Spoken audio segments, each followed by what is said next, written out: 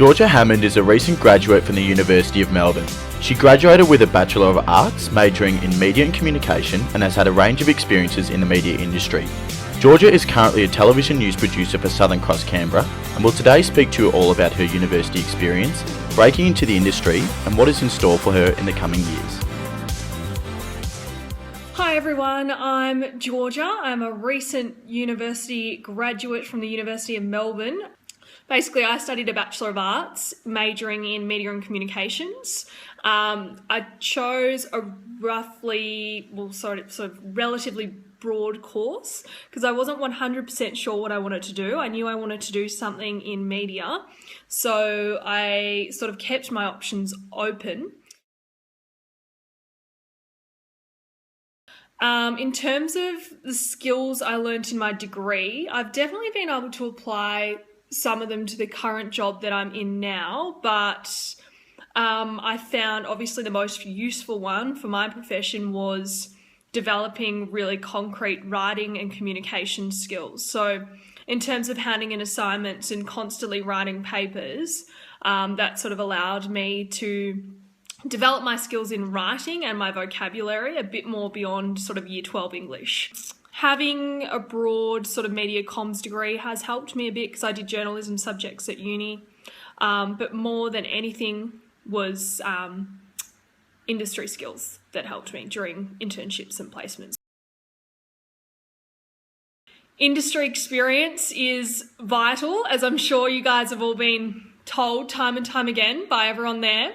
Every little bit of work experience you do, whether or not you like it or not, you're sort of ticking boxes, and also at the same time you're deciding whether you like that industry or you like that particular role or you think it will suit you. In my first year of uni, I interned at WIN in Ballarat, so regional TV station, quite, smaller bureau.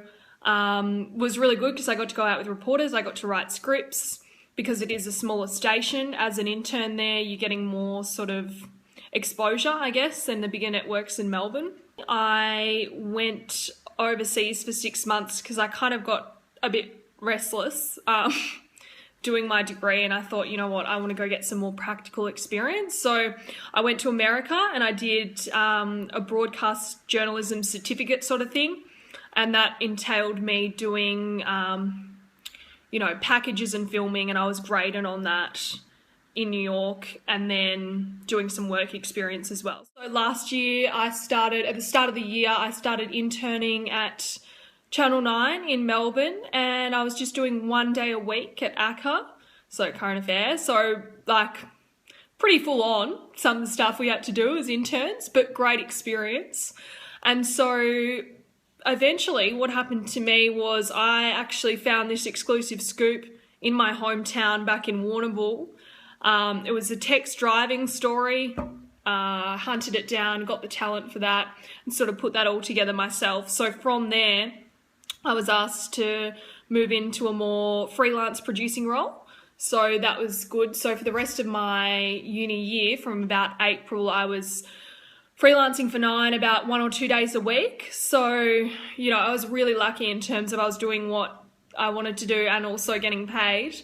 But it was tough trying to balance that with uni.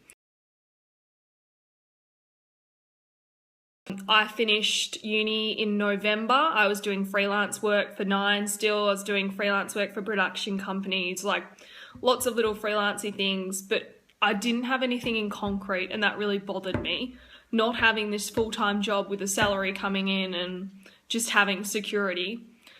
So, I did apply for a few jobs, got knocked back. I probably expected that, but it does knock you hard. But eventually, as I said, having that contact at Nine, when the job came up here in Canberra at Southern Cross 10, I applied, I went straight to Canberra, and within 2 weeks I had the job.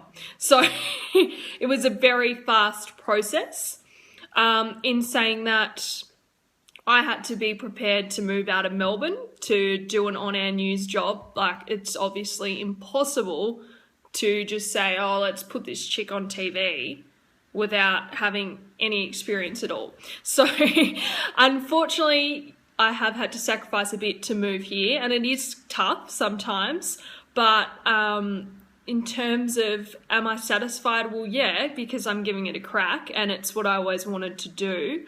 You're never going to know, though, until you're actually in the role, what it's going to be like. So some things beforehand, like the perceptions I had about working in TV news, have actually turned out to be completely different. I think that in terms of the media industry and journalism, it is changing like no tomorrow at the moment.